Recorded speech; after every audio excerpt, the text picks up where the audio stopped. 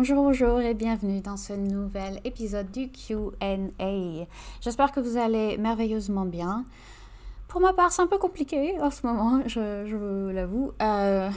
Oui, entre tout ce qui se passe, et puis le temps aussi, le temps qui est terriblement déprimant, qui est très très gris et pluvieux. Et je sais pas vous, mais je pense que j'ai été un tournesol dans une vie précédente parce que dès qu'il fait gris, c'est bon, je m'effondre. Donc voilà, on se supplémente en vitamine D et puis on essaye d'aller dehors quand on peut pour prendre un petit peu de lumière quand même et essayer de protéger sa santé mentale, n'est-ce pas? Puis c'est important d'aller dehors tous les jours aussi. C'est quelque chose que je ne fais pas toujours quand je travaille de la maison. Je tends à rester un petit peu enfermée. Et je pense que c'est bizarrement important d'aller dehors tous les jours. J'en discutais avec un ami d'ailleurs le week-end dernier. Coucou Cad. Ok, on va passer au Q&A avant que je vous raconte ma vie pendant 3 heures. Alors, notre première question aujourd'hui, c'est comment faire du yoga quand on est fiévreux, qu'on a des vertiges, etc. Eh ben, comment faire du yoga quand on est fiévreux? Eh ben, on fait pas. On fait pas, tout simplement. Quand la fièvre est vraiment forte, quand on est vraiment dans le pic de la maladie, non, on fait pas de yoga, en fait, de pratique physique. On peut bien sûr faire de la méditation, on peut faire j'allais dire des exercices de respiration, mais ça dépend de comment on respire, parce que si on a une grippe ou quelque chose comme ça, c'est peut-être pas évident. Mais on se repose en fait, voilà. Quand on est vraiment vraiment pas bien, on se repose tout simplement et on laisse son corps gérer et faire ce qu'il fait de mieux, c'est-à-dire guérir. Quand on commence à aller mieux, on peut commencer à faire des mouvements très doux pour aider à la guérison, pour aider à la circulation dans le corps et puis aussi pour se sentir mieux, parce que souvent quand on est dans un état grippal comme ça, on a un peu mal partout, on a comme des courbatures. Donc ça peut faire beaucoup de bien de faire des choses très très très douces. Des petits mouvements, des articulations, des étirements, pas de vinyasa super intense, mais voilà. Sinon, voilà, on se repose. Je pense que c'est important aussi de savoir quand se reposer, et je dis pas que c'est le cas de la personne qui a posé la question, pas du tout. Mais je sais que ça a été mon cas aussi, surtout au début, de me sentir coupable quand je faisais un break, en fait, quand je faisais une pause parce que j'étais malade, de me dire non, mais c'est bon, j'ai assez d'énergie, je peux tout à fait faire une séance de yoga, simplement parce que je me sentais coupable si je n'en faisais pas, et c'est pas forcément sain. Donc il faut savoir aussi qu'est-ce qui nous motive. Est-ce qu'on est motivé par notre ego? Est-ce qu'on est motivé par notre culpabilité, par notre peur de ne plus... par notre peur d'être paresseux, par notre peur de ne plus avoir envie de s'y remettre si jamais on prend la moindre pause. Voilà, il faut réfléchir à tout ça, examiner un peu ça, et surtout, en fait, toujours partir d'une motivation de self-care, de prendre soin de soi. Je fais mon yoga parce que je veux me sentir mieux, parce que je le mérite, parce que je veux respecter mon corps. Et si respecter son corps, ça veut dire se reposer et se laisser guérir, eh ben on fait ça. Voilà. Question suivante. As-tu des conseils pour affronter plus sereinement des périodes plus chargées que d'habitude, en émotions comme en travail? Entre parenthèses, deadline approchante, beaucoup de rendez-vous, etc. Et pour savoir prendre de vraies pauses dans ces moments-là, sans penser à la prochaine échéance qui arrive. Planifier. Pour moi, c'est vraiment... En tout cas, personnellement, c'est vraiment ce qui m'aide à gagner en sérénité. Quand j'ai des périodes un peu chargées, Je vis en fonction de ce que me dit mon Google Calendar. Voilà, je me prépare ma semaine à l'avance. Je prends un moment en général le samedi ou ça peut être le dimanche, peu importe. En fin de semaine, on prend un moment pour planifier la semaine qui arrive et voir si on peut éviter de la surcharger en rendez-vous, par exemple, si on peut avoir...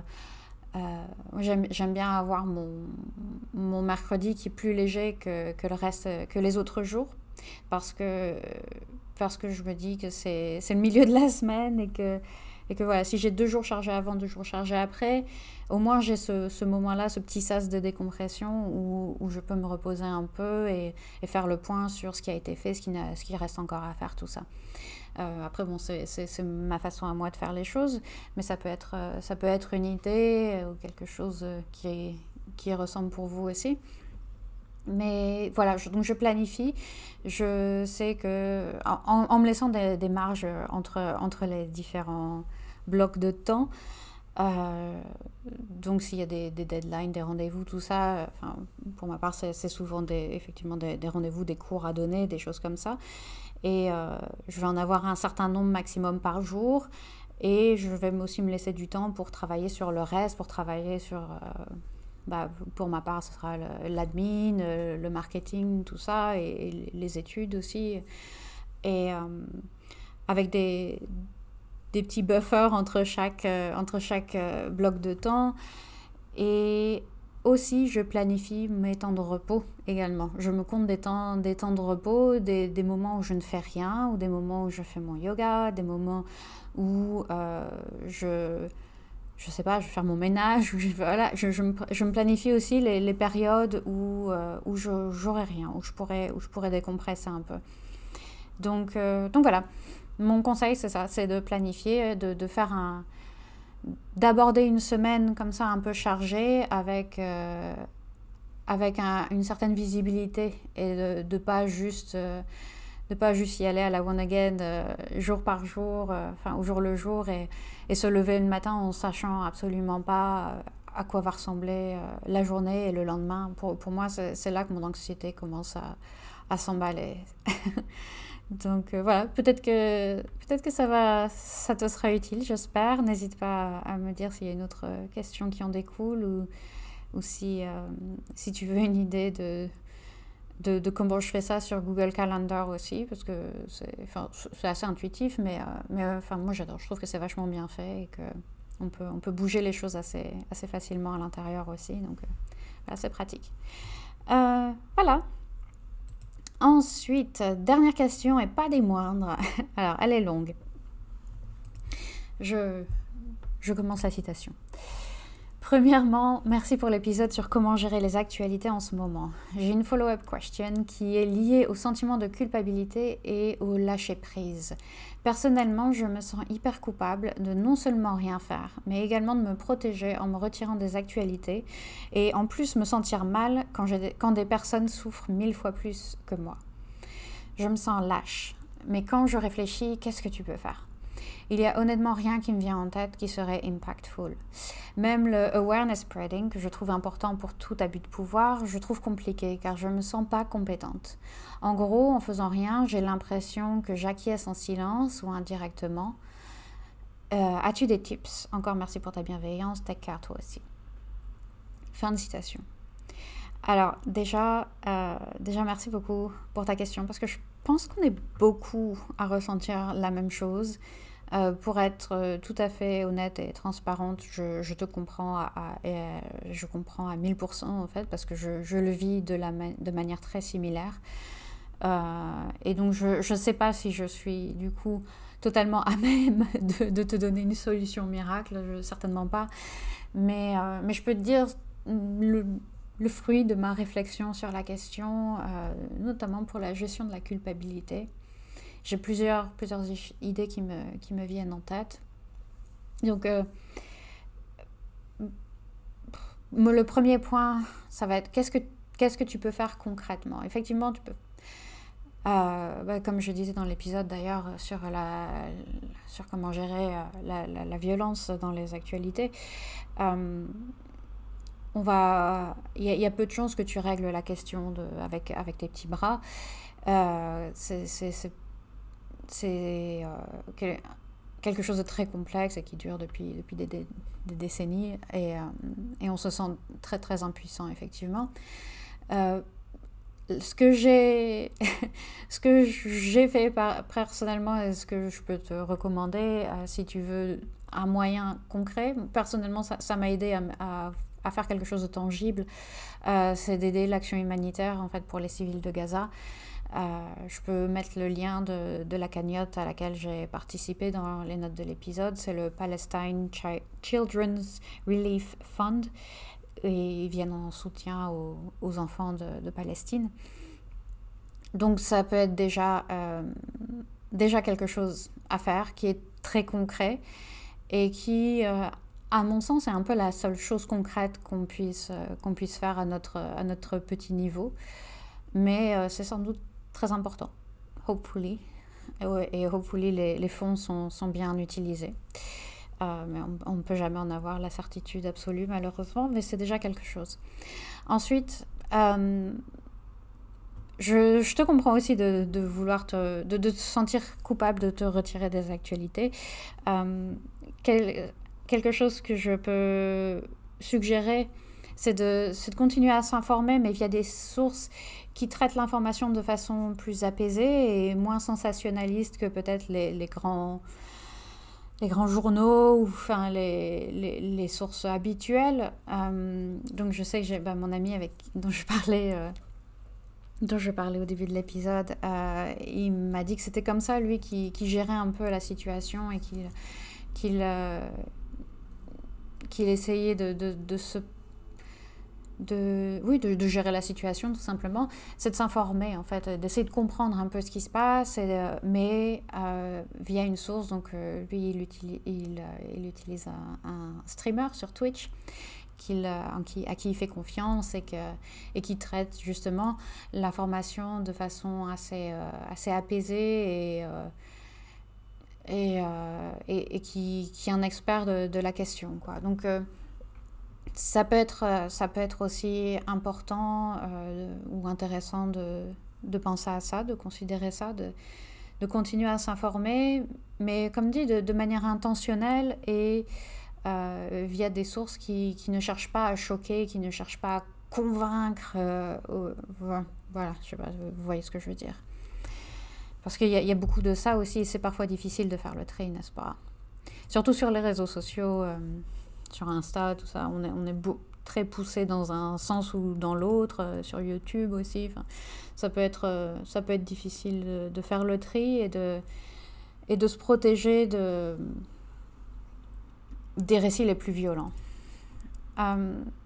Aussi, du coup, par rapport à ça, j'ai une amie qui est sur Instagram et qui vit la situation de façon très très mal, très très mal, et qui partage à longueur de journée des contenus très violents et elle disait dans une de ses stories, oui, vous me dites qu'il faut que je fasse une pause, mais regardez ce père qui vient de perdre ses enfants, lui, il n'a pas le droit de prendre une pause, alors pourquoi est-ce que moi je mériterais de prendre une pause? J'avais envie de lui dire, mais ta souffrance ne diminue pas la sienne, en fait. Il n'y a rien de noble vraiment à s'infliger de la souffrance, de la douleur, parce que d'autres souffrent. Et parfois, je pense que notre culpabilité nous pousse à vouloir, notre sentiment de culpabilité nous pousse à vouloir souffrir aussi, comme si c'était noble, en fait. Alors qu'au final, est-ce que ça ne fait pas juste ajouter de la souffrance dans le monde? Et ça ne l'aide pas, ce père qui a perdu son enfant, ça ne l'aide pas de savoir que Machine, dans un autre pays, elle souffre aussi et elle se fait du mal. Voilà. Donc je pense que c'est important aussi de prendre un peu, de se poser cette question-là et de se rendre compte que notre souffrance ne diminue pas la leur, notre culpabilité n'aide pas la situation. Et voilà, de considérer ça au moins. J'ai l'impression de marcher sur des œufs un peu et d'aborder des sujets où je suis pas, voilà, je suis pas mental health provider, voilà, je suis pas professionnelle de la santé mentale, mais c'est vraiment juste, je parle en mon nom et ce que c'est mon ressenti de la situation. Maintenant, oui, du coup, pour mon dernier point, euh, je pense qu'un des meilleurs moyens de se sentir mieux aussi et d'améliorer sa santé mentale, c'est d'aider les autres. Et ça a même été prouvé à plusieurs reprises que le fait d'aider quelqu'un, le fait de faire du bien autour de soi, c'est le meilleur boost naturel pour notre santé mentale et pour notre joie, pour notre bien-être. Donc voir s'il y a des personnes autour de vous, parmi vos proches, parmi nos collègues, parmi nos connaissances, ou même des étrangers, hein, ça peut être des réfugiés, ou faire s'investir dans des choses un peu locales. S'il y a des gens, voilà, qu'on peut aider, à qui on peut rendre service, voilà, je pense que rendre heureux quelqu'un, c'est le meilleur moyen d'augmenter sa propre joie. Et je le vois, voilà, moi-même. Je sais qu'à chaque fois que je sors d'un cours, que je sors d'un appel avec un ou une de mes clients, je vois que ça a boosté ma santé mentale, ça a boosté mon bien-être, ma joie de me dire, voilà, j'ai pu aider cette personne se sent un petit peu mieux grâce à moi. Voilà, c'est mon conseil principal, ce sera de faire le bien autour de vous, de voir ce que vous pouvez faire pour rendre le monde un petit peu meilleur à votre niveau, sans voilà, vous sentir mal parce que vous ne pouvez pas régler la situation au Moyen-Orient. Déjà faire le bien autour de soi, c'est énorme et c'est beaucoup plus que ce que beaucoup de gens font. Donc voilà, prendre soin de vous et prendre soin de votre famille et prendre soin de vos proches, prendre soin des gens qui vous entourent dans votre ville, c'est déjà, ce sera déjà pas mal et ça vous fera vous sentir mieux et perdre un petit peu de ce sentiment d'impuissance aussi qui nous bouffe pas mal en ce moment. Voilà, c'est, je pense, ce que j'ai à contribuer à la question. Si vous souhaitez que je vous accompagne, que je vous aide à gagner en mobilité, en bien-être, que je vous aide à bâtir de nouvelles routines, de nouvelles habitudes plus saines pour que vous vous sentiez mieux, corps et esprit, je vous invite fortement à aller dans les notes de l'émission, à répondre aux quelques questions, peut-être aller sur mon site directement, je ne sais plus comment ça marche cette histoire. Mais en tout cas, sur mon site ou dans les notes de l'émission, vous trouverez le lien vers le questionnaire pour postuler. Et une fois que vous aurez répondu aux quelques questions, je vous contacterai et puis on verra si c'est une bonne idée qu'on travaille ensemble, comment je peux vous aider. Si on travaille ensemble, je vous ferai des cours de yoga, des séances de yoga sur mesure pour vous aider à, encore une fois, gagner en mobilité, à relâcher un peu de tension dans vos muscles, à gagner en force et en souplesse. Et également des mini-routines que vous pouvez faire au quotidien pour continuer à travailler entre nos séances. Je vous aiderai aussi de manière quotidienne à mettre en place des routines plus saines en fonction de vos objectifs et de vos envies et de ce qui a du sens pour vous, parce que je travaille de manière toujours très très personnalisée. Donc n'hésitez pas à me contacter ou à me poser n'importe quelle question que vous avez sur le sujet. Et d'autres questions aussi, si vous voulez que je réponde à des questions que vous avez dans le prochain Q&A, n'hésitez pas à me les envoyer sur Insta ou via mon site. Je vous remercie beaucoup de votre attention et à très bientôt. Merci, bye bye.